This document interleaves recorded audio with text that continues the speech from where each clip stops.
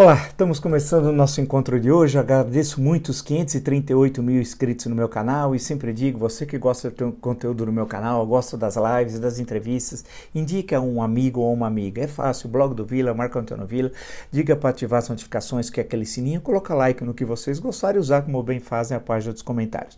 As entrevistas, postamos nessa semana a entrevista do embaixador brilhante em Rubens Recupero, e as 3 entrevistas estamos postando agora no final da semana, com o general Santos Cruz, com o economista Delfim Neto e com o Bruno Paes Manso, autor da República das Milícias. Lembro também que no Twitter você pode me acompanhar, Vila Marco Vila, tudo junto com as tuitadas durante o dia, e lembrar finalmente que na plataforma www.cursodovila.com.br vocês têm lá todas as informações sobre os 3 cursos que nós estamos oferecendo: História Política das Constituições Brasileiras, História da Ditadura Militar no Brasil e o que é fascismo. Lá tem todas as informações, basta acessar www.cursodovila.com.br.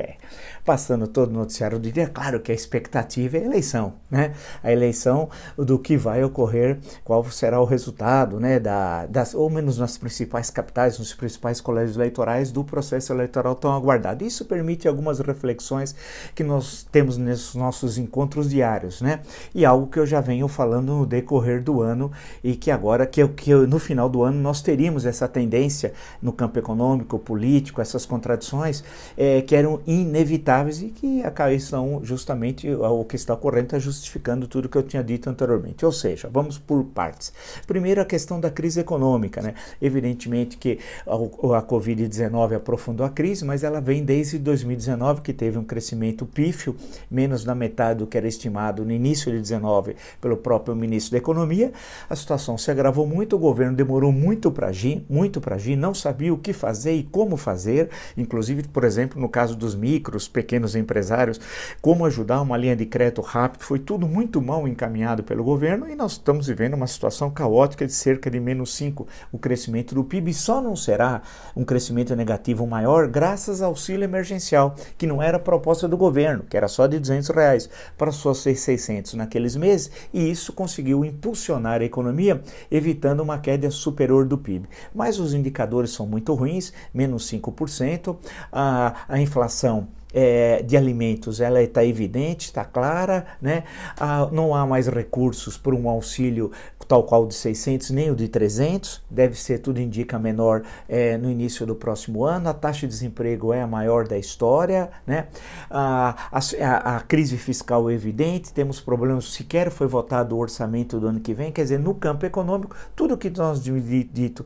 graças infelizmente, à incapacidade da equipe econômica, e está ocorrendo. Então esse é o quadro. Então não há nenhuma justificativa de o bom resultado econômico catapultar Bolsonaro ou mantê-lo com uma popularidade, eu vou voltar a essa questão, que o transformaria num importante player no processo eleitoral de 2022. Eu sempre disse que isso não ia acontecer. Então no campo econômico não há nenhuma justificativa, não há nenhum dado que reforce esse tipo de análise. Pelo contrário, a situação é muito grave, caminhando lá na frente por uma possibilidade de uma grave tensão social. Nós vivemos uma situação, portanto, dramática no campo econômico. No campo do combate à Covid-19, nem preciso dizer, vocês acompanharam tudo, o que foi feito na primeira onda, ou se vocês preferirem, o que não foi feito pelo governo, as consequências, mais de 64 mil óbitos, responsabilidade principal de Jair Bolsonaro, e pior, para complicar mais essa questão, o negacionismo em relação à vacina, que só teremos a vacina, tudo indica, no final do primeiro trimestre ou no início do segundo trimestre do ano que vem, portanto, e aí uma vacinação gradual, não é todo mundo, os 210 milhões de habitantes que serão vacinados imediatamente, é todo um processo, mas para complicar a situação está vindo a segunda onda, e vocês viram nos Estados Unidos, em um dia, 180 mil contaminados, 200 mil contaminados em um dia. Quer dizer, então o processo que já está presente na Europa, nós estamos acompanhando o que está ocorrendo na Portugal, Espanha, França, Itália, Alemanha, Reino Unido, a Rússia também já na Europa Oriental, e isso está chegando ao Brasil. Então vai ter uma conjunção infernal aqui. A permanência da primeira onda, a segunda onda chegando, e os indicadores já mostram que nos hospitais de elite em São Paulo as UTIs estão lotadas, então teremos a permanência imanência da primeira onda, a segunda onda chegando e o negacionismo em relação à vacina. E sem ministro da Saúde, porque o general não é ministro da Saúde, o Bolsonaro sabotando todas as medidas que devem ser tomadas, inclusive sabotando a vacina através da Anvisa, agora está designando mais um militar para fazer parte da Anvisa que desconhece qualquer assunto de saúde pública.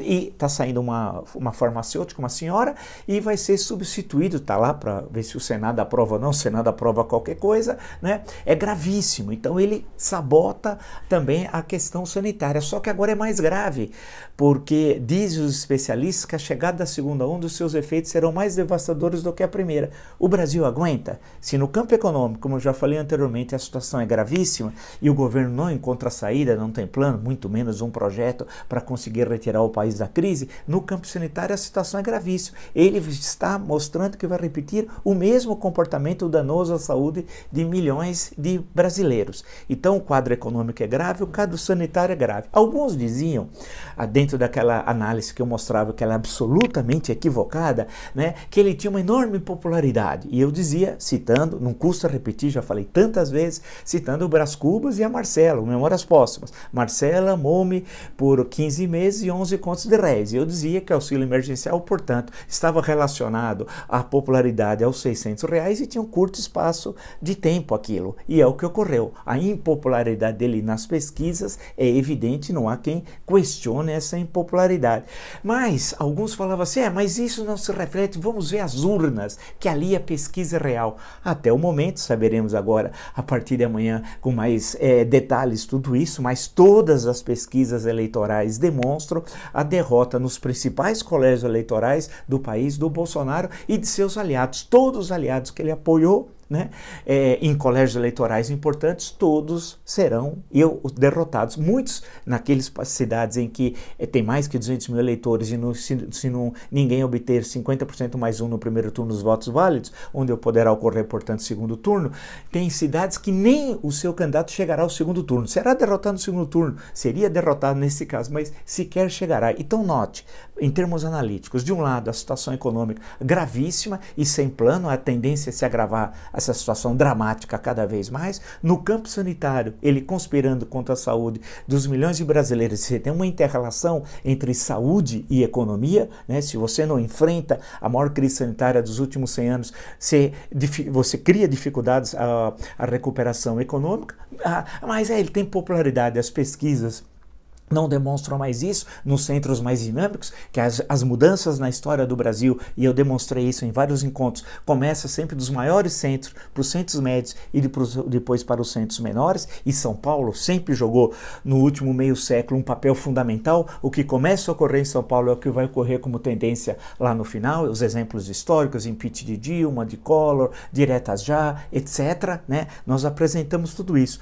A impopularidade dele aqui é 52% do ruim e a derrota do seu candidato aqui, que sequer, tudo indica, chegará ao segundo turno. E se chegar, as pesquisas indicam que será derrotado. Saberemos isso com mais detalhe amanhã. Então percebo, temos a gravidade da questão econômica, ele não tem como enfrentá-la. Temos a gravidade da crise sanitária, ele não tem como enfrentá-la. A popularidade dele inexiste e os seus candidatos serão derrotados na eleição municipal, que é o grande teste do Jair Bolsonaro. Nesse quadro, ele tenta se apoiar, buscar apoios, já que a popularidade inexiste, em relação aos prefeitos ele está desesperado em busca de algum sustentáculo. Aquelas mobilizações golpistas de março, abril, maio, fracassaram, então ali ele não tem apoio de rua também. Resta o quê? Buscar apoio nas Forças Armadas, em especial no Exército. Em relação a essa questão, nessa ação desesperada, e aí ele começa ele perde totalmente o controle emocional, ele é um homem doente, nós sabemos, emocionalmente, né? Como é que ele vai agir? Vamos pegar essa questão e ver como que nós já tínhamos cantado essa bola, inclusive, há meses atrás. Vamos lá. O caminho é a questão de buscar o apoio do Exército, mas teve sinais essa semana muito interessantes. Primeiro, o vice-presidente da República sinaliza que pode ser uma alternativa para a crise. claramente. Ele já vem sinalizando em certos momentos, depois baixou o tom, agora voltou. Nessa semana, em vários momentos, o general Mourão apareceu como uma espécie de alternativa frente a essa crise. Um homem racional num governo formado por irracionais. É esse o recado que o general Mourão passa. Se é verdadeiro ou não, são outras questões. Mas claramente ele está se movimentando. Lembrando movimentações anteriores, ou do Itamar em 1992, ou de Temer em 2016. Sabendo que ele não é nem Temer e muito menos ele é Itamar, mas são movimentações desses momentos históricos que levaram à queda dos presidentes Collor, Dilma, e levará, porque ele não terminará o mandato, eu insisto, e vocês são testemunhas de tantos nossos encontros, que ele não vai terminar o seu mandato, porque a instabilidade que ele gera é tanta que ele coloca em risco a própria existência do Brasil, né? Então, veja que economicamente nós vamos cair, éramos a 8ª economia, o ano passado caímos para a 9ª e esse ano seremos a 12ª economia no mundo.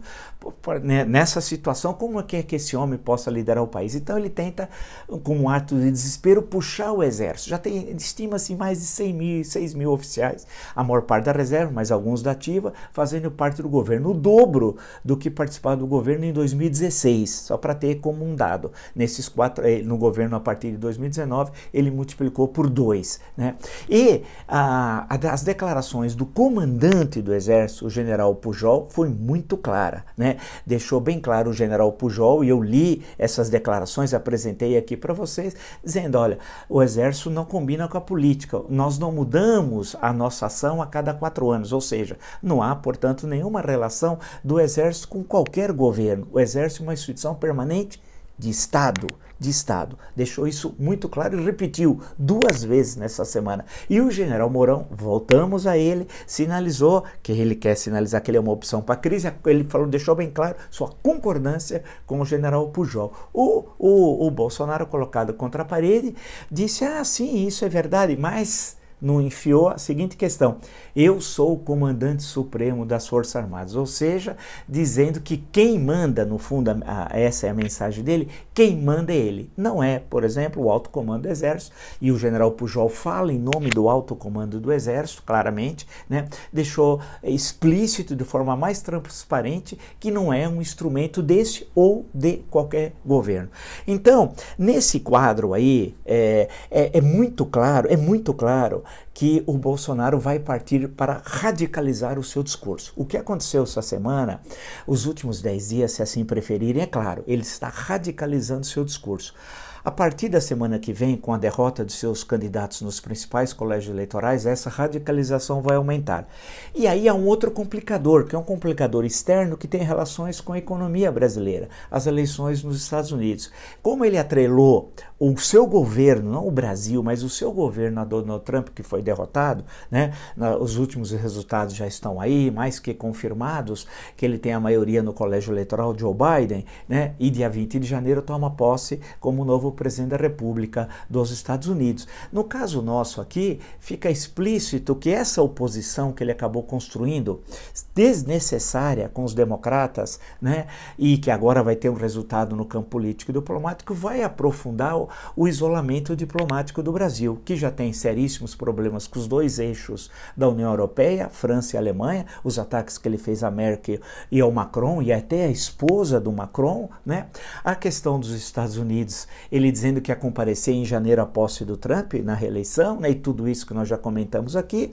A questão do Mercosul, né, os ataques que ele faz sistematicamente, especialmente a Argentina, ao presidente Alberto Fernandes, né, que cria também uma situação desconfortável. Teve a posse do novo presidente da Bolívia, o presidente Arce, eleito com maioria absoluta no primeiro turno. Ele não compareceu, não mandou o vice-presidente nem o ministro das Relações Exteriores.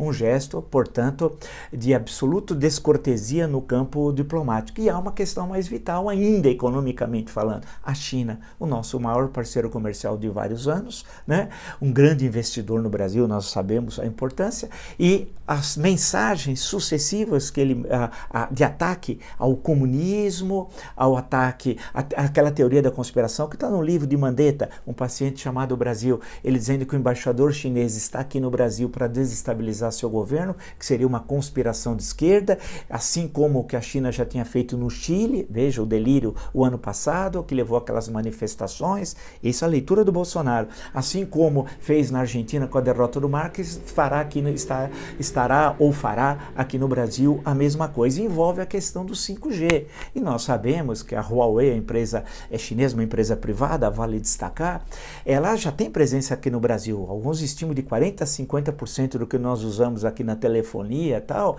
nas telecomunicações, tudo é produto que vem dessa empresa chinesa, mas impedi-la de participar no leilão do 5G. E aí vai receber, claro, a resposta. E é mais que natural, né? O Brasil também agiria da mesma forma se uma empresa brasileira fosse impedida de participar de uma licitação.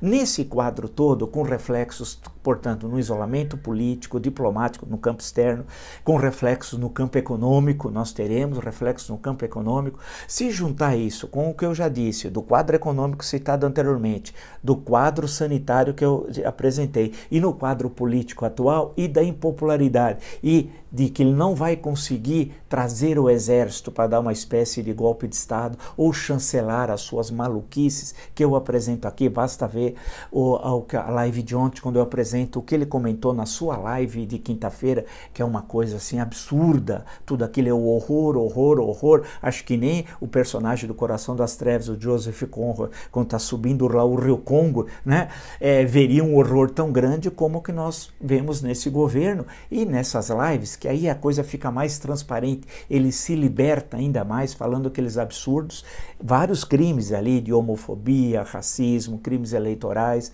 crime de responsabilidade, que pode ser encontrado nessas lives. Esse conjunto de questões formam uma combustão que vai explodir o país. Antes que ele exploda, é necessário que a sociedade civil e os setores responsáveis da política, do empresariado, da intelectualidade, do sindicalismo, né, que também é importante, que está meio de boca calada, uma situação tão grave, entra em campo. E aí tende a haver o caminho que determina a Constituição para esses casos. Você tem para o impedimento do presidente o crime de responsabilidade ou infração penal comum. A questão do impeachment vai se colocar necessariamente, pode registrar aquilo que parecia ser uma coisa, mas isso vai demorar, coloca em risco, o país fica parado. Primeiro, o país não ficou parado no impeachment do Collor nem da Dilma, então isso é uma inverdade. Segundo, é melhor esperar mais 2 anos de governo Bolsonaro ou resolver o problema em 2, 3 meses, né? O estrago vai ser tão grande que vai ser muito difícil o país se recuperar se esse senhor continuar como presidente até 1º de janeiro de 2023. Daí resta o caminho do impeachment, e ele tem vários infração penal comum, que é uma outra crime de responsabilidade ou infração penal comum, impeachment tem esses 2 pilares, né? Temos as 5 ações no TSE ou a possibilidade de renúncia. Se a tensão fica muito grande e ele buscar uma espécie de graça ou anistia por parte do presidente. No caso da renúncia, assume o vice-presidente da República, que já está se mexendo para isso, que é o general Mourão. No caso de impeachment, idem, também assume o general Mourão. No caso das ações penais do TSE, a cassação é da chapa. Como ocorrerá no 2º biênio presidencial, aí não assume o vice-presidente, assume o presidente interino pela linha de sucessão, é o presidente da Câmara dos Deputados, até a realização da eleição parlamentar, como dispõe a Constituição. Uma coisa é certa: Jair Bolsonaro não termina o seu mandato presidencial. E isso é condição indispensável para que o Brasil possa se recuperar no campo econômico, no campo político, no campo social e no campo sanitário. Não há saída. E as eleições municipais vão aprofundar e vão mostrar ainda mais que esse governo não tem apoio popular efetivo, não tem popularidade nas pesquisas, isolado diplomaticamente, vivendo a crise mais grave econômica da história do Brasil republicano, que ela não vai terminar em 2020, vai se estender para o primeiro lustro da próxima década, e a crise sanitária mais grave da história do Brasil, ao menos dos últimos 100 anos. Se você gostou dessa live, de tantas outras no meu canal, está entre os 538 mil inscritos, indica um amigo. É fácil, blog do Vila, Marco Antônio Vila, ative as notificações que avisa as novas postagens. Coloque o like no que vocês gostarem e use as páginas dos comentários. Nós nos encontramos amanhã então. Valeu, até!